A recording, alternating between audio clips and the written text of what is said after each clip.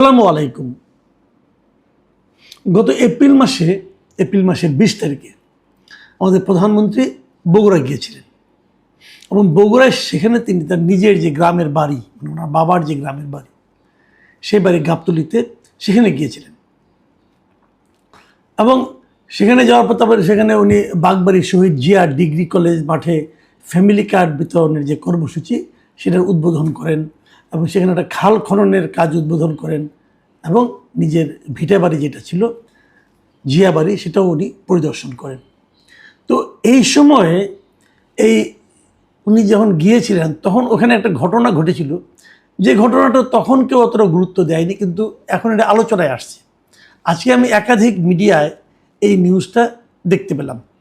সেই বিষয়টা কি, সেটা হলো গাবতলী উপজেলার নসিপুর ইউনিয়ন পরিষদ থেকে চৌকির খাল হয়ে প্রধানমন্ত্রীর প্রত্যেক বাড়ি পর্যন্ত এইটুক জায়গা কাঁচা সড়ক ছিল, আগে মানে মাটির সড়ক ছিল। এখন প্রধানমন্ত্রী ওদিক দিয়ে যাবেন, উনি কাঁচা সড়কে কী করে যাবেন? অতএব ওই সড়কটা ওই 500 মিটার মানে আধা কিলোমিটারের মতো এই রাস্তাটাকে তড়িঘড়ি করে এর মধ্যে ইট বিছানো হয়েছিল। ইট বিছানো যে হয়েছিল, ইন্টারেস্টিং বিষয় হলো এই রাস্তাটা পাকা করার জন্য অলরেডি কিন্তু এলজিইডির পক্ষ থেকে টেন্ডার দেওয়া হয়েছিল, 84 লাখ টাকা বরাদ্দ দেওয়া হয়েছিল এবং সেই বরাদ্দ অনুযায়ী একজনকে ঠিকাদারও নিয়োগ করা হয়েছিল। সেই ঠিকাদারকে বলা হয়েছিল যেটা সে 1 বছরের মধ্যে শেষ করবে, মানে এই বছরের অগাস্টে শেষ হবে। গত বছরের অগাস্টে তাকে কার্যাদেশ দেওয়া হয়েছিল, মানে ওয়ার্ক অর্ডার দেওয়া হয়েছিল, উনি এটা তাড়াতাড়ি শেষ করবেন।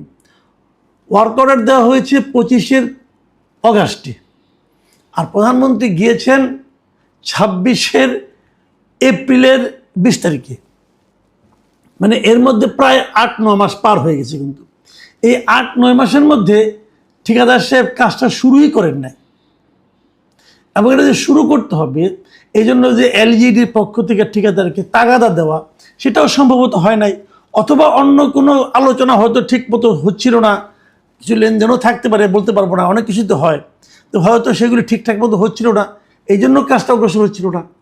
কিন্তু যখন এপ্রিল মাসে জানা গেল যে প্রধানমন্ত্রী যাবেন, তখন উনি কী করতে হবে, এই রাস্তা তো বানানো হয় নাই, তড়িঘড়ি করে ওনারা আরেকজন লোকের কাছ থেকে ইট ভাড়া করে নিয়ে এসেছেন। ভাড়া করে এনে কেবল রাস্তার উপরে বসিয়ে, কাঁচা রাস্তার উপরে ইটগুলি বসিয়ে দিয়েছেন। সেই ইট বসানো রাস্তা দিয়ে প্রধানমন্ত্রী ওখানে গিয়েছেন, যাওয়ার পর উনি চলে এসেছেন। চলে আসার পরে 7-8 দিন পরে সেই যে ইটগুলি ভাড়া করে আনা হয়েছিল, যার কাছ থেকে ভাড়া করে আনা হয়েছিল, তিনি তার ইটগুলি ওখান থেকে উঠিয়ে নিয়ে চলে গেছেন। তার মানে এই পুরো ঘটনাই কিন্তু এপ্রিল মাসে ঘটেছে। এখন এই আলোচনা এটা আসলো কেন? আসলো এই কারণে যে এর মধ্যে বৃষ্টি হয়েছে, এখন তো বৃষ্টির দিন, বৃষ্টি হচ্ছে, ওই ইট বসানোর জন্য টুকটাক যে সমান করার জন্য একটু একটু খুদাখুদি করা হয়েছিল, ইট উঠিয়ে নেওয়ার পরে সেগুলির মধ্যে বৃষ্টির পানি পড়েছে, পরে একদম ভয়ঙ্কর অবস্থা হয়ে গেছে ওই রাস্তার। এই জন্যই কিন্তু এখন এই আলোচনা এটা আসলো। এখন প্রশ্ন হচ্ছে যে আপনাকে ওই রাস্তার মধ্যে, ওইটুক কাঁচা রাস্তার মধ্যে ইট বিছাতে হবে কেন? প্রয়োজনটা কি? মানে প্রধানমন্ত্রী তো গাড়িতে গেছেন, তাই না? তো গাড়িকে কাঁচা রাস্তা দিয়ে যেতে পারতো না? এটা তো বাংলাদেশে, ওনাকে তো নতুন করে দেখানোর কিছু নাই। উনি তো এই দেশেই বসবাস করেন। কয়েকদিন আগে নির্বাচন হয়ে গেল, এই নির্বাচনে উনি কি এরকম প্রত্যন্ত এলাকায় যান নাই? খারাপ রাস্তা দেখেন নাই? উনি কি এই বাংলাদেশের রাস্তাঘাটে আগে ঘুরেন নাই? আমরা তো দেখেছি 2001 সালে নির্বাচনে যখন বিএনপি ক্ষমতায় আসলো, তখন তো তারেক রহমান সাহেব উনি তো সারা দেশে ঘুরে বেড়েছেন। তো উনি কি দেশের অবস্থা জানেন না? দেশের কী অবস্থা?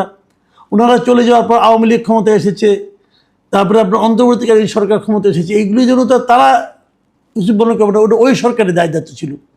তো এই সময় তাকে নতুন করে বাংলাদেশকে সাজিয়ে গুছিয়ে দেখানোর তো কোনো প্রয়োজন নাই, যা ছিল সেটাই দেখেন। আর উনি তো এগুলো দেখতে চানও না। আপনি ওনাকে সাজিয়ে গুছিয়ে দেখাবেন, উনি কি চেয়েছেন, বলেছেন যে আমি যে জায়গাতে যাবো রাস্তা ফকফকা থাকতে হবে, যেটা আগের প্রধানমন্ত্রীরা করতেন? উনি যখন যাবেন তখন পুরো রাস্তা একদম একটা লোকও থাকা চলবে না, রাস্তার দুপাশেও লোকজন যেন কোনো রকমভাবে ভিতরে না ঢুকতে পারে। এমনকি আমার তো এমন অভিজ্ঞতা আছে যে প্রাইম মিনিস্টার যাবেন বলে ওই রাস্তার উপরে একটা ফুটওভার ব্রিজ ছিল, ফুটওভার ব্রিজে কাউকে উঠতে দেওয়া হতো না, দুই পাশের মানুষের জনজীবন স্তব্ধ হয়ে যেত।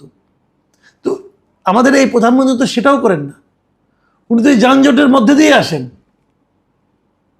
তো ওনার জন্য তো এগুলি রাস্তা বাড়ানোর নাটক করার কোনো দরকার নেই। উনি কি বলেছিলেন যে ওই রাস্তার মধ্যে ইট বিছাই দাও? এটা যে একটা সাময়িক কাজ, উনি কি বুঝেন নাই? এখন এটা একটা পয়েন্ট। দ্বিতীয় পয়েন্টটা হলো, দেখেন কার্যাদেশ পাওয়ার পরেও ঠিকাদার কাজটা ঠিক মতো করতে পারলো না কেন? গত বছরের অগাস্টে পেয়েছে কাজ, তারপরে 9 মাস লাগে মাত্র 500 মিটার রাস্তা করতে। 500 মিটার রাস্তা করতে কয়দিন লাগার কথা ভাই? 1 মাসে তো এনাফ। তারপর তাকে 1 বছর টাইম দেওয়া হয়েছে, সে 9 মাসের মধ্যে কাজটা শুরুই করে নাই।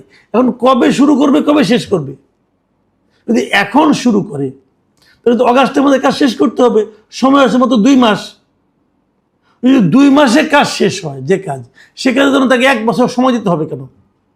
অথবা সে এতদিন যে শেষ করে নাই, এই জন্য এলজিইডি অথবা এটা যে তদারককারী সংস্থা যারা আছে, তারা কি ওই ঠিকাদারকে চাপ দিয়েছিল, জিজ্ঞাসা করেছিল, কোনো জরিমানা করেছিল? আসলে আমার প্রশ্ন হলো যে এটা আসলে কার ব্যর্থতা? এটা তো এলজিইডির ব্যর্থতা। তারা কেন এই কাজগুলি করাতে পারলো না? দেখুন, এই কাজটাই যে অস্থায়ীভাবে ইট বিছানো হয়েছে, ইট ভাড়া করে আনা হয়েছে, এর জন্য খরচ হয়েছে 10 লাখ টাকা। এই 10 লাখ টাকা কার? 10 লাখ টাকা কে দিবে? এই 10 লাখ টাকার বাড়ি কোথায় বলেন আপনারা? এই 10 লাখ টাকা উঠাই নিয়ে গেলেন, এই যে উঠাই নিয়ে গেল, রাস্তা তো আবার আগের অবস্থায় চলে আসলো। তাহলে যে 10 লাখ টাকা যে আপনি ব্যয় করলেন ইটের ভাড়া এবং অন্যান্য কাজের ব্যাপারে, এই টাকাটা কার পকেট থেকে যাবে? আমি তো মনে করি এই টাকা ওই এলজিইডির যারা ইঞ্জিনিয়ার এবং ওই বিভাগে যারা কর্মকর্তা আছে তাদের বেতন থেকে কেটে নেওয়া উচিত। অবশ্যই এতে তারা মোটামুটি দুঃখিত হবেন না, কারণ ইঞ্জিনিয়ার সাহেবরা এলজিইডি যারা আছেন তাদের জন্য এই টাকাটা কোনো টাকাই না। এক ঠিকাদারকে বলবে দিয়ে দাও, দিয়ে দিবে। দেশটা তো এভাবে চলে। এগুলো আগের সরকারের আমলে দেখেছি, এই সরকারের আমলেও দেখতে হবে। আবার আরেকটা কথা বলি, এই যে ইটগুলি একবারে তুলে ফেলা হয়েছে বলেই কিন্তু রাস্তাটা নষ্ট হয়েছে, গর্ত হয়েছে, কাদা হয়েছে, পানি হয়েছে। পুরো ইটগুলি একবারে না তুললেও তো হতো। আপনি কিছুটা তুলতেন, রাস্তা বানাইতেন। আপনি তো রাস্তা তো একবারে পুরোটা হয় না, বানিয়ে তো অগ্রসর হন, তাহলে তো মানুষের দুর্ভোগটা কম হতো। এখন কি হবে? ওই কাঁচা রাস্তা আগে মোটামুটি ছিল, মানুষ চলাচল করতো, কিন্তু এখন এইভাবে উঠে নেওয়ার কারণে মানুষের চলাচল আরো ক্ষতিগ্রস্ত হলো। তো এই যে বিষয়গুলো, এই বিষয়গুলো কিন্তু আমি মনে করি আমাদের খুব জরুরি ভিত্তিতে দেখা উচিত। একটা কথা আমি বলবো এখানে, যে আপনারা এই প্রধানমন্ত্রী নিজে থেকেই অনেক সময় বলেছেন যে তার জন্য যেন কোনো বাড়াবাড়ি কিছু করা না হয়। আমরা বিভিন্ন সময় পত্রপত্রিকা দেখেছি, ওনার অফিস রুমে যারা থাকেন তাদের জন্য যে খাওয়া বরাদ্দ, সেখানে সব কিছুর মধ্যে কিন্তু ওনার এক ধরনের সিম্পলিসিটি আছে, সহজভাবে চলতে চান, সাধারণভাবে বলতে চান। তো এই মেসেজগুলো ওনার সঙ্গে যারা থাকেন, যে সমস্ত মন্ত্রীরা কাজ করেন, ওনার এলজিডি যে মন্ত্রণালয় আছে, এলজিআরডি মন্ত্রণালয়, যার অধীনে এই প্রকৌশল বিভাগটা, সেই মন্ত্রণালয়ের একজন প্রতিমন্ত্রী তো ওনার এলাকায় বাড়ি, মানে ওই শিবগঞ্জে বাড়ি, মানে পার্শ্ববর্তী থানায়, মানে বগুড়ায় বাড়ি। তো ওনারা তো দেখেছেন প্রধানমন্ত্রী কীভাবে চলেন। এই ইনফরমেশনটা কি ওনারা কিন্তু ওই মাঠ পর্যায়ের ওদের কর্মকর্তাদের জানান নাই? জানিয়েছেন। তাহলে ওনারা কি জানাইলেন, নাকি জানান নাই? এই বিষয়গুলো ভাই গুরুত্বপূর্ণ আমি মনে করি। এবং এই গুরুত্বপূর্ণ আমি একটা ছোট্ট ঘটনার কথা উল্লেখ করলাম, এটা নিয়ে কিন্তু সমস্ত পত্রপত্রিকা এখন লেখালেখি হচ্ছে। এতে কি প্রধানমন্ত্রীর ইজ্জত বাড়লো? ওখানকার যিনি প্রতিমন্ত্রী আছেন মীর শাহ আলমের ইজ্জত বাড়লো? কার ইজ্জত বাড়লো?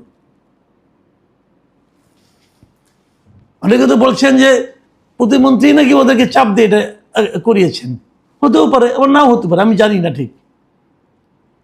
কিন্তু প্রধানমন্ত্রীর কাছে কে তাদের কর্মতৎপরতা দেখালেন এভাবে? এবং এই কর্মতৎপরতা দেখাতে যে ঘটনাগুলি ঘটলো, যে পত্রিকায় নিউজ হলো, এতে ক্ষতিটা কার হলো বলেন? ইমেজটা কার নষ্ট হলো? আমি মনে করি এ সমস্ত ঘটনার দৃঢ়ভাবে এগুলিকে দেখা উচিত এবং যারা দায়ী আছে তাদেরকে দৃষ্টান্তমূলক শাস্তির আওতায়